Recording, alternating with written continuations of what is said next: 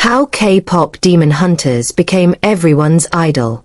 Netflix's mega-hit K-pop Demon Hunters is now the streaming platform's most popular movie of all time. But its ascendance as 2025 surprise cultural phenomenon extends far beyond the animated movie itself. It's the music.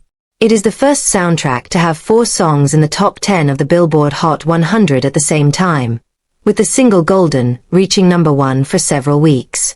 The high-octane songs have the glossy production, catchy hooks, and charisma Korean pop is famous for. The story follows girl group trio Hunter/X, who adore their fans as much as slurping ramen. But there's a twist. They lead double lives to protect the world from demons through their music. Standing in their way are the Soulja Boys. They're demons masquerading as a human boy band, fighting back with infectious pop tunes and 8-pack abs to thwart Hunter/X's critical mission. That premise did not impress Sony, the studio that made the movie but ultimately passed distribution to Netflix. One of the reasons why the movie is so special is that it honors K-pop status as one of the world's most popular genres, said Rebecca Sun, author of the Quiet Part Substack about cultural news and criticism. K-pop groups like Blackpink, BTS, Twice, and New Jeans don't always get as much love from American tastemakers, even though their music and presence is literally everywhere.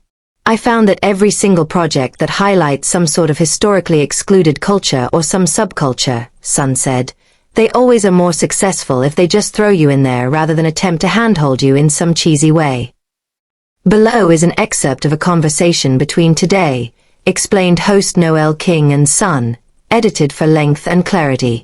There's more in the full podcast, so listen to Today, explained wherever you get podcasts, including Apple Podcasts, Pandora, and Spotify.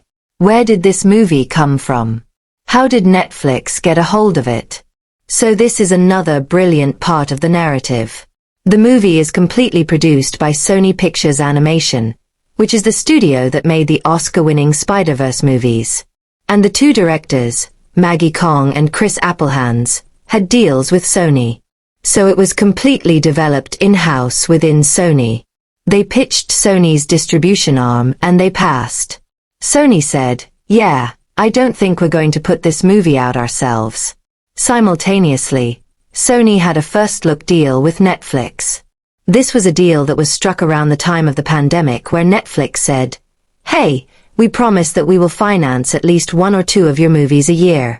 We'll put them on our streaming service and we'll just buy them for you.